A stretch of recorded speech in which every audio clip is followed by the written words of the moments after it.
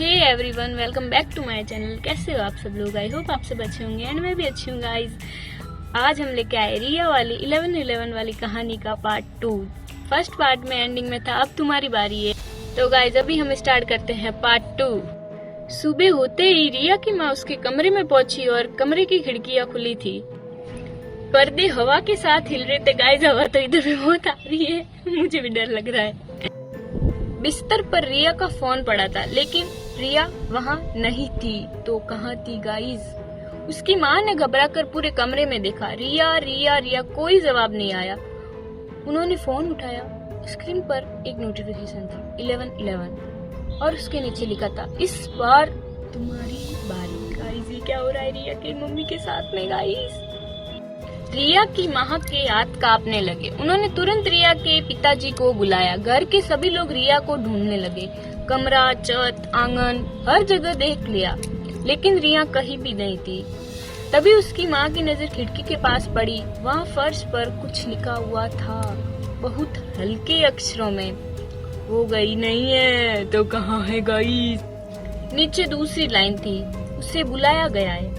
रिया की माँ पीछे हट गई। उसी समय पर रिया का फोन बजा। स्क्रीन पर कोई नंबर नहीं था, सिर्फ लिखा था 11-11। उन्होंने डरते हुए कॉल उठाई। दूसरी तरफ कुछ सेकंड तक खामोशी रही। फिर रिया की आवाज सुनाई दी, माँ माँ। उनकी आंखों में आंसू आ गए। रिया तुम कहाँ हो? कुछ पल चुप रही। फिर रिया ने बहुत धीमी आवाज में कहा, माँ खिड़की बंद कर दो। माँ ने तुरंत खिड़की की तरफ देखा। क्यों? रिया बोली, क्योंकि मैं बाहर नहीं हूँ। कॉल कट गया। रिया की माँ का चेहरा सफेद पड़ गया। उन्होंने धीरे धीरे खिड़की से बाहर देखा। बाहर तो कोई नहीं था, लेकिन खिड़की के शीशे पर अंदर की तरफ उंगली से लिखा था 11-11। तभी पीछे से रिया के पिताजी की आवाज आई, ये देखो। उनके हाथ में रिया की वही पुरानी डायरी थी।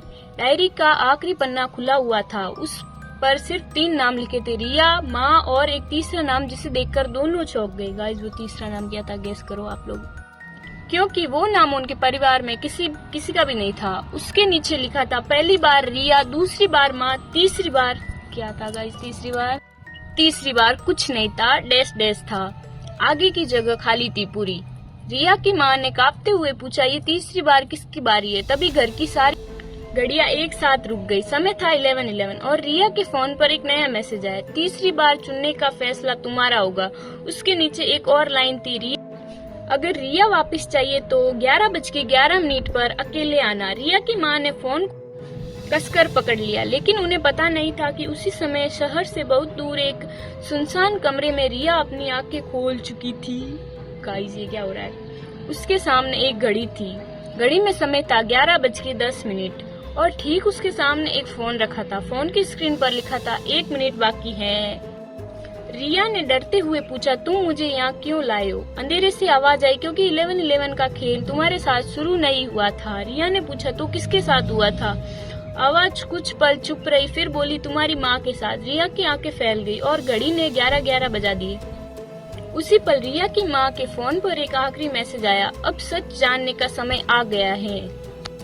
कमरे में अंधेरा छा गया। रिया ने घबराकर पूछा, कौन हो तुम? अंधेरे से वही आवाज आई जिसे तुम्हारी माँ ने बहुत साल पहले भुला दिया था। रिया कुछ समझ नहीं पाई। मेरी माँ ने अचानक कमरे में एक पुरानी तस्वीर जल उठी। तस्वीर में रिया की माँ एक छोटी लड़की के साथ खड़ी थी। रिया ने तस्वीर को ध्यान से देखा। वो लड़की रिया जैसी ही दिखती थी। रिया के हाथ कांपने लगे। ये कौन है? आवाज आई, तुम्हारी माँ की छोटी बहन नैना। ओह, क्या नाम है नैना? रिया ने धीरे से पूछा, लेकिन मेरी माँ ने कभी उनके बारे में बताया क्यों नहीं बताया? कुछ सेकंड तक खामोश रही। फिर आवाज आई, क्योंकि नैना के गायब होने वाली रात भी समय 11-11 था। उधर रिया की माँ के फोन पर लगातार मैसेज आ रहे थे, पुरानी अलमारी खोलो। उन्होंने घर की पुरानी अलमारी खोली।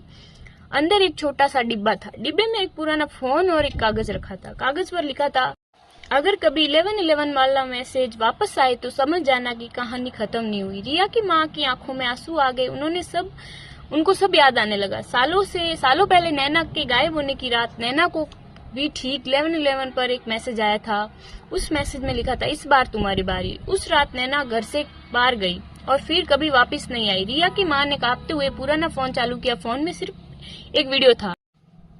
वीडियो में नैना दिखाई दे रही थी। वो कमरे की तरफ देखकर कह रही थी, अगर कोई ये वीडियो देख रहा है तो मेरी बात ध्यान से सुनना। 1111 पर कोई जादू नहीं है, यह सिर्फ एक समय है, लेकिन किसी ने इस समय को डर का नाम बना दिया है। वीडियो में नैना ने आगे कहा, अगर कभी मेरी बहन की बेटी को ये मैसेज मिले तो उसे अकेले मत छोड़ना।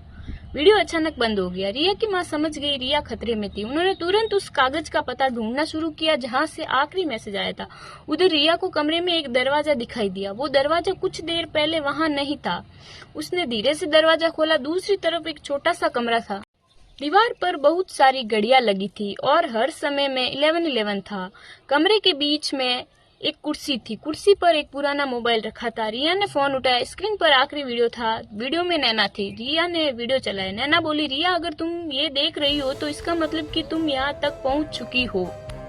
मैं गायब नहीं हुई थी। रिया की आंखें फैल गई। नैना आगे बोली, मैं खुद यहाँ आई थी क्योंकि मुझे पता था कोई इस घर के लोगों को डराकर अपने राज छिपा रहा है और मैंने उसका राज पता कर लिया था। तभी वीडियो में दरवाजा खुलने की आवाज आई। नैना ने कमरे की तरफ देखा और फुसफुसाकर बोली, वो आ गया। वीडियो बंद। रिया ने पीछे मुड़कर देखा। दरवाजे पर उसकी माँ खड़ी थी। माँ। रिया दौड़कर उनसे लिपट गई। माँ ने उसे कसकर पकड़ लिया। मैंने कहा था ना, मैं तुम्हें ढूंढ लूंगी। रिया रोते हुए बोली, माँ नैना मौसी कहाँ है। माँ कुछ बोल नहीं पाई। तभी कमरे की सारी घड़ियां एक साथ बंद हो गई और आखिरी घड़ी में समय बदलकर हो गया 11:12। अचानक एक आवाज आई, अब ये खेल खत्म हो चुका है। कमरे की दीवार पर एक दरवाजा खुला। उसके पीछे एक छोटा सा कमरा था।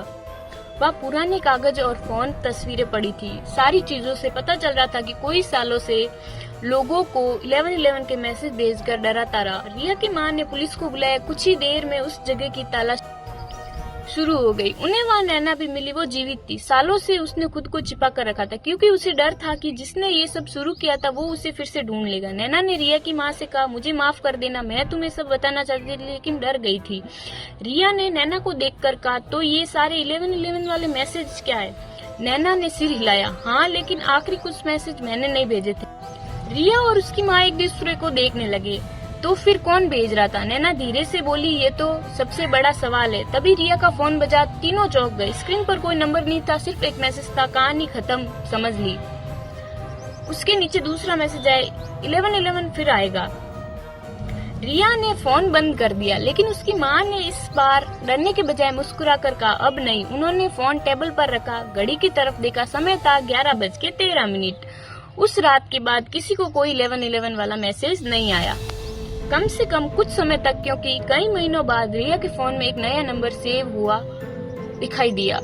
उसने वो नंबर कभी सेव नहीं किया था। नाम लिखा था नैना 1111। रिया ने नंबर खोला, सिर्फ एक मैसेज था, अगली कहानी किसी और की है, उसके नीचे 1111। तो गाइज, इस स्टोरी का पार्ट 2 आप लोगों को कैसा लगा कमेंट में जरूर बताना। वीडियो को लाइक सब्सक्राइब जरूर कर देना। Thank you, thanks for watching. मिलते हैं नेक्स्ट वीडियो में। बाय।